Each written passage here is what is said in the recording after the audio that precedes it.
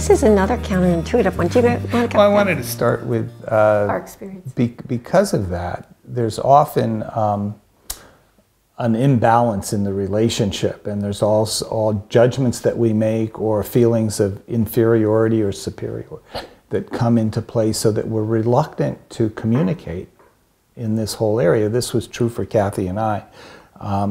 I came from a family, my mom was not Catholic, my dad was, but because of that, there was perhaps less in-home Catholic piety, less overt religiosity in the family I grew up in. So I was a dutiful Catholic growing up. But when I met Kathy, she was a daily communicant, and her life was really centered on God in a way that mine was not. So I felt pretty inferior. That when it came to sharing faith with Kath, I didn't think I had anything to share, so I kept quiet. Well, actually, I felt inferior too, because my faith is really simple. And Ronnie's a brilliant man with 2 advanced degrees from MIT. You know, I thought he'd laugh at my simple faith, so I didn't talk either.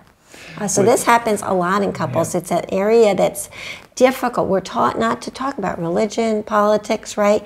And we hide it, but it's so central and forms our worldview, even if you don't think you're religious, okay? Whatever your notion of God or the transcendent is will drive your behavior.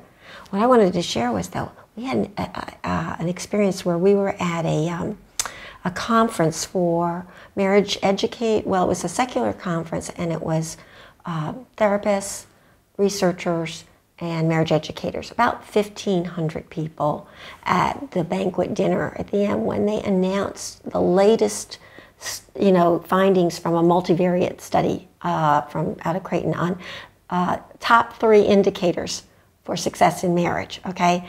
And everyone in that room thought they were going to say communication, communication, communication.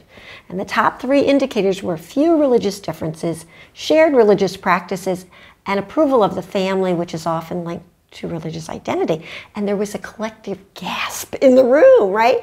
But, we looked at each other and said, duh, absolutely, because if you can't share something that is so deep inside of you with someone you love so much, the relationship is doomed to superficiality, okay?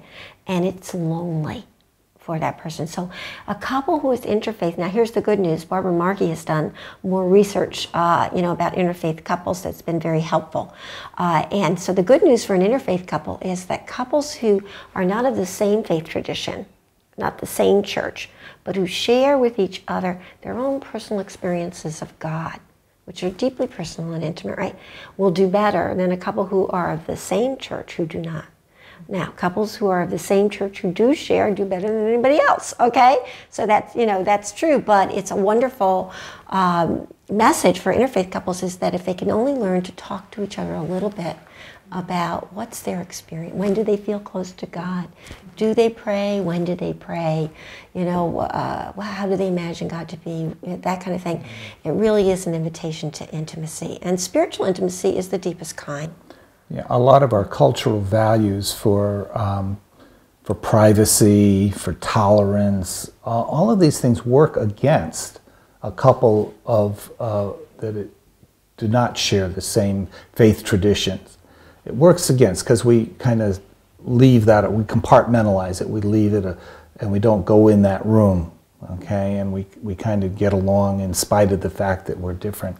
But they drive our behavior. And what we miss out on is the incredible power and bonding and closeness that we can experience if we're just willing to share with each other our, how God is present and moving in our life. Whether or not we experience Him the same way, in fact, whether we're from the same faith tradition or not, we're going to experience God in different ways because we're different people. And we still need to share our experience of God with each other. And if we're willing to do that, it opens us up to an incredibly powerful bonding experience. And very often, the couple will grow, together in the faith.